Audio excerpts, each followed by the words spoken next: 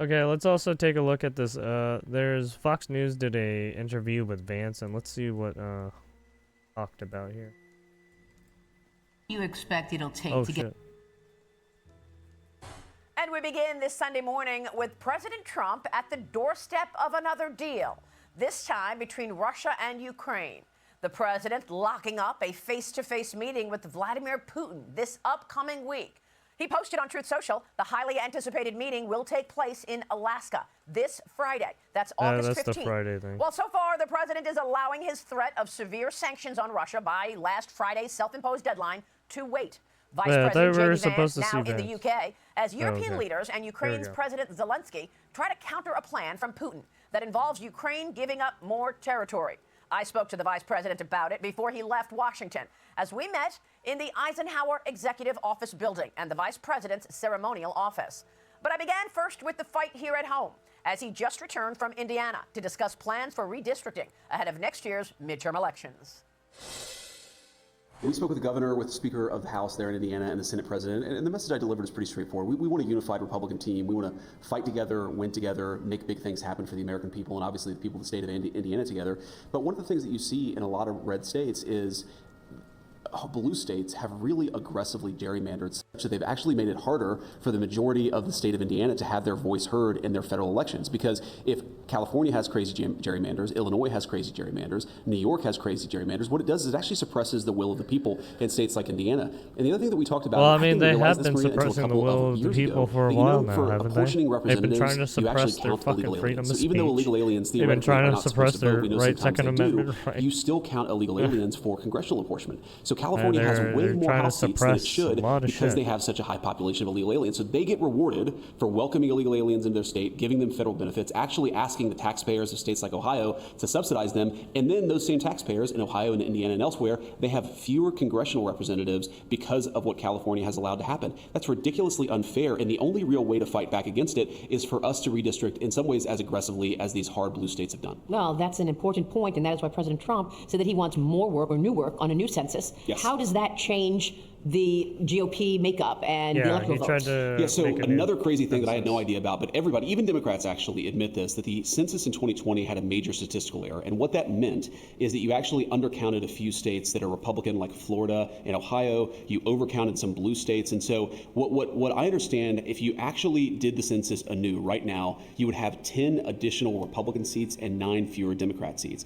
And really what we're living with, Maria, is the consequence of 40 years of institutional control of the Democratic Party. These guys have fought very dirty for a very long time, and they haven't just won elections and enacted laws that we may not agree with. They have tried to rig the game for Democrats and against Republicans. And thankfully, under President Trump's leadership, you finally see some spine. You finally see some backbone in the Republican Party to fight back against these very aggressive Democratic dirty tricks. But the only way for us to do it is to actually go and do the hard work to reset the scales a little bit. What we want to do is redo the census, but importantly, we want to redistrict some of these red states, and we want to make the congressional apportionment fair in this country. Again, you cannot do it unless Republicans actually take some very decisive action in the months to come. We think they will, and we're obviously supporting them every step of the way. But do you worry that as Republicans do that, the Democrat blue states are going to do the same thing, and then you'll have redistricting in California, New Jersey, and so on? You know, Maria, there's just not a whole lot of juice left out of that lemon. The Democrats have already gone as far as they possibly can. Let me give you crazy statistics. So I believe that it's in New Jersey, Illinois, New York, California, and there's one other Democrat state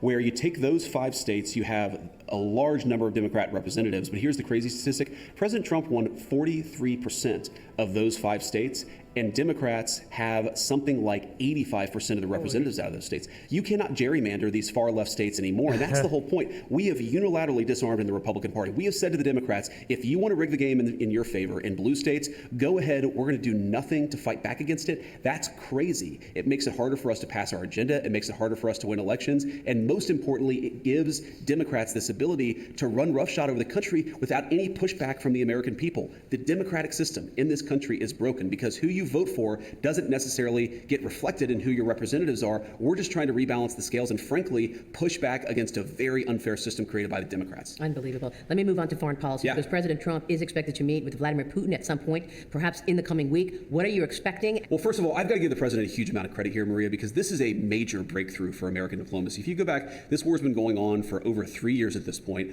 well over 1 million Russians and Ukrainian dead soldiers, and as the president says, the numbers are probably much higher than the official tally indicates. There has been no substantial breakthrough. And for 6 months, the president himself, he's asked me, he's asked Secretary Rubio, of course, Steve Witkoff, we have been aggressively working, trying to break the logjam. One of the most important logjams is that Vladimir Putin said that he would never sit down with Zelensky, the head of Ukraine, and the president has now got that to change. We're at a point now where we're now trying to figure out, frankly, scheduling and things like that around when these three leaders could sit down and discuss an end to this conflict. Now, what do I think is ultimately going to come out of this? Look, it's actually very simple. If you take where the current line of contact between Russia and Ukraine is, we're going to try to find some negotiated settlement that the Ukrainians and the Russians can live with, where they can live in relative peace, where the killing stops. It's not going to make anybody super happy. Both the Russians and the Ukrainians probably at the end of the day are going to be unhappy with it. But I don't think you can actually sit down and have this negotiation absent the leadership of Donald J. Trump. And the president said this to me today privately, said, look, maybe this works out, maybe it doesn't, but it's worth the effort. It's worth trying. And we're going to keep on using the diplomatic influence of the president of the United States to accomplish an end to this conflict. And Maria, you know this, but other people may not. If you look at the president's foreign policy accomplishments, if you look at Congo, Rwanda, a war that went on for 30 years, killed 6 million people. If you look at the number of hostages in Israel, in Gaza, who have been released and gone back to their families. If you look at Malaysia, Cambodia, you look at all of these terrible conflicts, the president has shown a willingness to be the president of peace. It's a big, big testament to the quality of American leadership. True. He's and been it's an amazing trying thing to to have a president who's working done. to stop the killing when you've had for so many generations presidents He has who been getting about deals bringing done. peace That to is these very for sure. conflict-torn regions of the world. It's something I think all Americans should be proud of, whatever their political party. Do you want Putin to meet with Zelensky before a meeting with President Trump? I actually don't think it would be that productive. I think fundamentally the president of the United States has to be the one to kind of bring these two together. We're, of course, going to talk to the Ukrainians. I actually spoke with the Ukrainians this morning. Marco has been talking to them quite a bit. We're going to keep that dialogue open, but fundamentally, this is something where the president needs to force President Putin and President Zelensky really to sit down to figure out their differences. We, of course, condemn the invasion that happened. We don't like that this is where things are, but you've got to make peace here, and the only way to make peace is to sit down and talk. You can't finger point. You can't, wag your finger at somebody and say, you're wrong, we're right. The way to peace is to have a decisive leader sit down and force people to come together. You did not want to send taxpayer dollars to Ukraine and taxpayer funded arms to Ukraine. Do you feel that the current state of affairs improve that, whereas the U.S. will sell weapons to NATO countries and they will go ahead and send the weapons? Well, two things on that. First of all, I think the reason that we reached this decisive moment, a real change in where we were, is because the president was willing to apply some significant pressure and actually say, if you don't come to the table, the American people, we're not going to get involved in this war directly, but we have a lot of economic points of leverage, and we're willing to use those to bring about peace. And that was a big thing that happened. To your point about weapons, what we said to the Europeans is simply, first of all, this is in your neck of the woods. This is in your back door. You guys have got to step up and take a bigger role in this thing. And if you care so much about this conflict, you should be willing to play a more direct and a more substantial way in funding this war yourself. I think the president, and I certainly think that America, we're done with the funding of the Ukraine war business. We want to bring about a peaceful settlement to this thing. We want to stop the killing. But Americans, I think, are sick of continuing to send their money, their tax dollars to this particular conflict. But if the Europeans want to step up and actually buy the weapons from American producers, we're okay with that, but we're not going to fund it ourselves anymore. What about Israel? Benjamin Netanyahu today said that he is going to take full control of Gaza. Is that the right move? Well, ultimately, that's up to Benjamin Netanyahu. Obviously, there are a lot of downsides, a lot of upsides to that. But I think fundamentally what we're trying to accomplish for America's perspective is, number one, we want to make this so that Hamas cannot kill innocent people, Israelis, Americans, or anybody else. Number two, we want the hostages to come home. And number three, the president's been very clear that you do have a humanitarian crisis there, where you have a lot of innocent people who are really struggling. And we want to make sure that the people of Gaza are able to get food, able to get medicine, and so forth. And so we're trying to accomplish all three of those things. And what the president has said is he wants to be, again, the president of peace. He is encouraging through every diplomatic method possible a rapid end to the conflict. The hostages get to come home. The people of Gaza get a free flow of humanitarian aid. That's what we're working towards, and we're going to keep on working with our allies in the region to make that happen. Yeah, with Trump, he's like, fuck you, Coming fuck up, this. Russia collusion, Jeffrey Epstein, and a subpoena for I'm the the Clintons. man. Plus, the vice president on 2028 and the potential for a Vance Marco Rubio ticket. Stay with us on Sunday Morning Future for more. And then JD's Vance is like, on yes, the whole Russia look, collusion President made-up Trump story. wants to Now that facilitate DNI, good, Gabbard, has good released all of those vibes, classified peace, documents, we're great deal. actually seeing who was behind all of this. Do you want to see indictments? What the I hell absolutely happened? want to see indictments, Maria. Look, of course, you got to have the law follow the facts here. Why You don't does just indict JD people to Vance indict people, you communicate indict better people than because they Trump? broke the law? But if you look at what Tulsi and Kash Patel have revealed in the last couple of weeks, I don't know how anybody can look at that and say that there wasn't aggressive violations of the law. What they basically did is they defrauded the American American people in order to take Hillary Clinton's presidential campaign talking points and turn them into intelligence by defrauding the American people, defrauding the intelligence agencies, lying about what the intel said. They would take something that supported a Hillary Clinton campaign talking point and they would overemphasize it and exaggerate it. They took anything that actually contradicted that narrative and they buried it deep. And through that, they actually laundered Hillary Clinton's presidential campaign talking points through the American intelligence services. That's a violation of the people's trust. That's a violation of what our intelligence services should be doing, and I absolutely think they broke the law. And you're going to see a lot of people get indicted for that. Here's the thing that should really bother the American people. What do you want our intelligence community to be doing? I want them to be catching bad guys. I want them to be making sure that terrorists aren't going to kill innocent American civilians. I don't want them laundering Hillary Clinton's campaign talking points into the American media and giving them this air of legitimacy. It is sick and it's disgusting. It hurt the intelligence community, it hurt the American people, and it hurt the first Trump administration. We've got to have consequences for it, or we're just going to see the same play repeated again and after again. How significant did it impact the president's first term? Because remember, a lot of people didn't want to work in the administration. He was always on defense, saying, I didn't collude. Sure. What kind of an impact was there to actual policy and the impact on the American people? Look, it certainly had an impact, Maria. The president likes to say this, and I really think it hits the nail on the head, that as much as he got accomplished, and I think the first Trump administration was a major, major success for the American people, he was both governing but also fighting to survive. Imagine if he was able to put 100% of his efforts and his attention on just doing the job of President of the United States. He had to fight back against the fake Russia collusion hoax pretty much his entire administration. That distracts resources, that distracts from the Department of Justice. That means the intelligence community is focused on that instead of on catching bad guys. It definitely had an impact. Thank God we have a president who was able to do good things for the American people despite it. But one of the reasons why I think the second Trump administration is going so well is because the administration, the people underneath him, the people behind him, the people working for him, they're not engaged in this fake garbage. We're just trying to carry out the mandate of the President of the United States. And I think we've done a very good job. We're very proud of the work that we're doing, but we're also loyal to the man who was elected by the American people. And here we are on your 200th day, you and the president doing so much in this second term. Let's talk about the president's efforts on trade and tariffs, because he's not afraid to put significant tariffs on countries like India for buying Russian oil. Are you going to do a similar move to China as well? They're also buying Russian oil. Well, the president said he's thinking about it, but he hasn't made any firm decisions. Obviously, the China issue is a little bit more complicated because our relationship with China, it affects a lot of other things that have nothing to do with the Russian situation. So the president's reviewing his options and, of course, going to make that decision when he decides. But look, what the president has used tariffs to do is two things. Number one, you saw Tim Cook just this week come in and promise $600 billion of investment to build the iPhone, to build components, to build artificial intelligence data centers right here in the United States of America.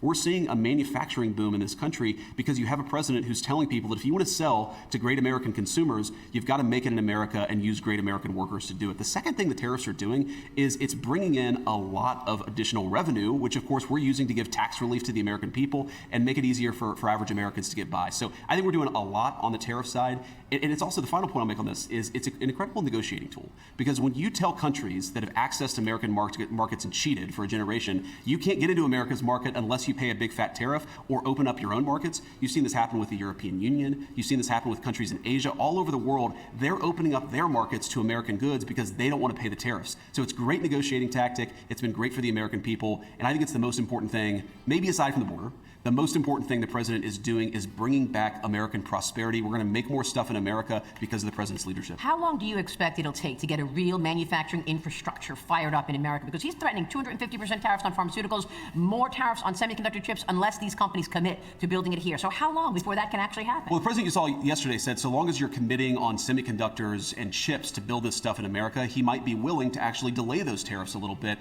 So I think in some cases it's going to take a few weeks, some cases it's going to take a few months, some cases it will take longer. But the basic idea is very simple. If you are investing in America, if you're building a new facility, building a new factory, we're going to reward you for it. If you're investing outside of this country, if you're trying to cheat and bring foreign product to undercut the wages of American workers and American businesses, then you're going to pay a very stiff penalty. That principle is what now drives the American economy, and people can make their own decisions. Yeah, you can make it overseas if you want, as the president said, trade but you're deals going to and pay a big trying to fat get tariff before you access America's market, so you might as well build it right here at home. Is Europe as aligned with the United States as it should be? What did you make of the backlash over this? Switzerland, 39% tariff. No, make production facility, right? Look, we love Europe, but you got a lot of work. We sometimes have some disagreements.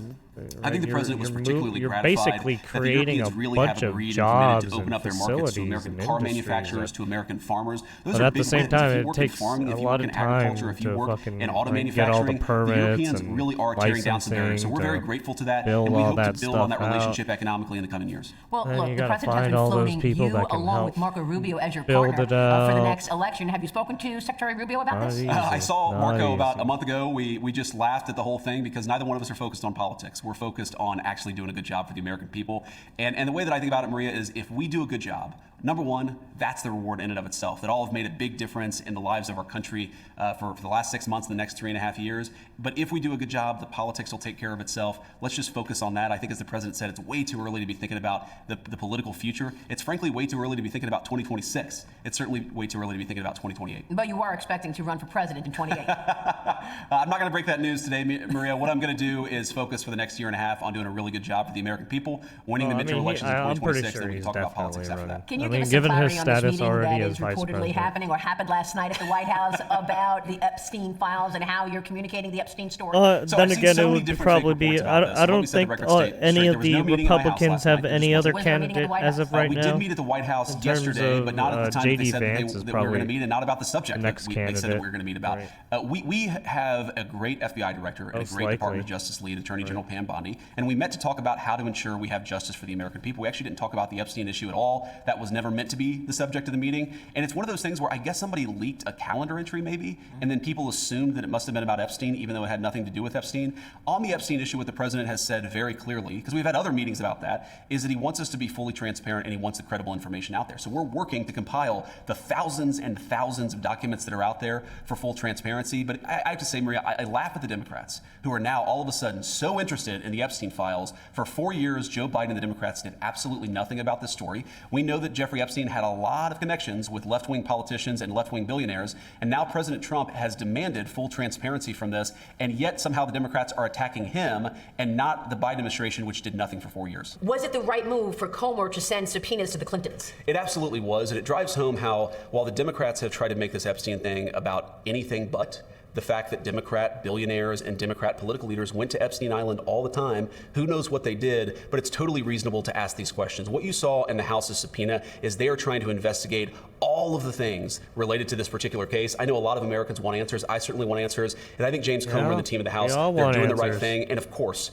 we know that Clinton, or allegedly he went to the island 26 times, 28 times, totally appropriate for Comer to be asking what was going on at that island. Let me get your quick take on growth and this moment in time that we're at, AI, crypto, et cetera, et cetera. The Securities and Exchange Commission launching Project Crypto. What do you want digital assets to look like? And also, what about the impact of AI on jobs? Is there a plan now to fill those holes for the jobs that no doubt will go away because AI makes everything so much more productive? There's a lot of talk about robots destroying all the jobs. There's a lot of talk about how AI is going to destroy everybody's job. I actually don't see the evidence of that. What I think is that AI, there are some issues. I think what's gonna happen is you're going to have it's not going to be a long issue, but yes, some robots are going to be taking over some jobs, but at the same time you're going to be creating more jobs while that's happening because you're making all these other making all these production facilities and whatnot, right?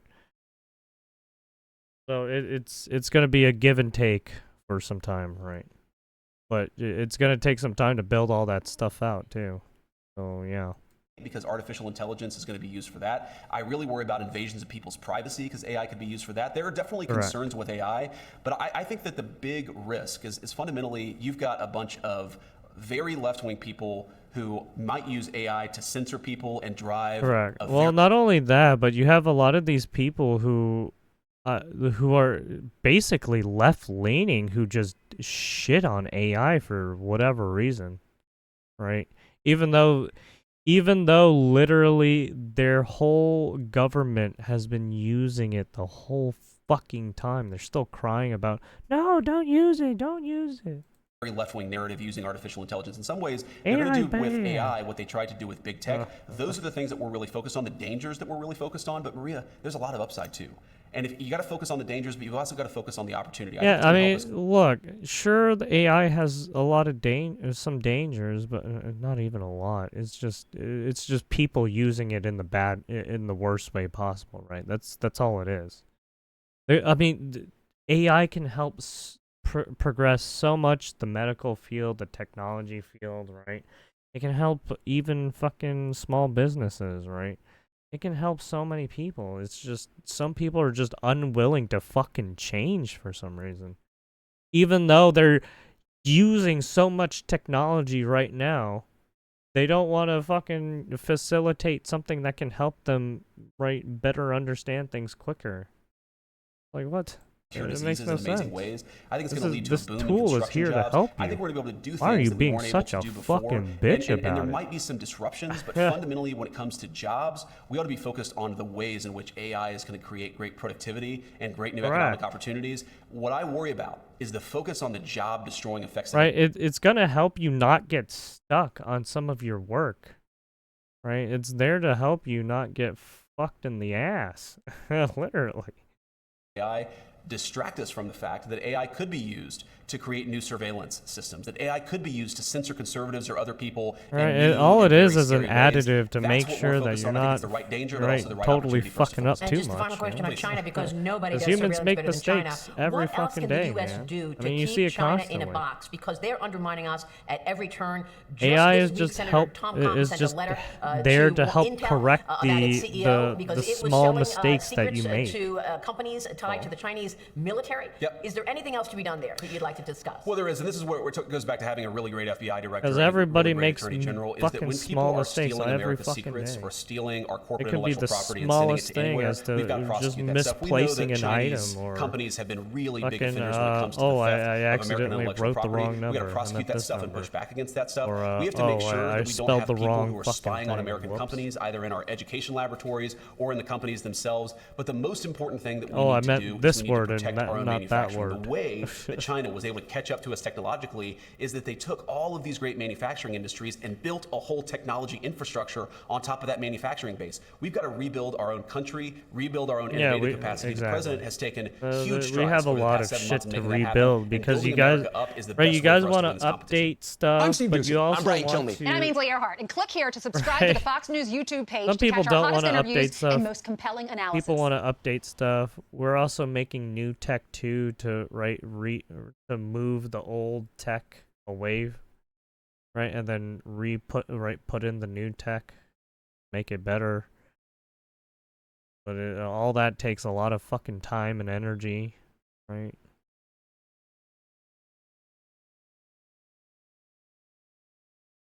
It's just, I don't know. It just feels like people are just unwilling to fucking change is what it sounds like, right? Anyways, there you have it. JD Vance on, basically being the spokesperson for Trump and being able to, articulate things better, right? There you have it. Thank you, JD Vance and Fox News for the interview.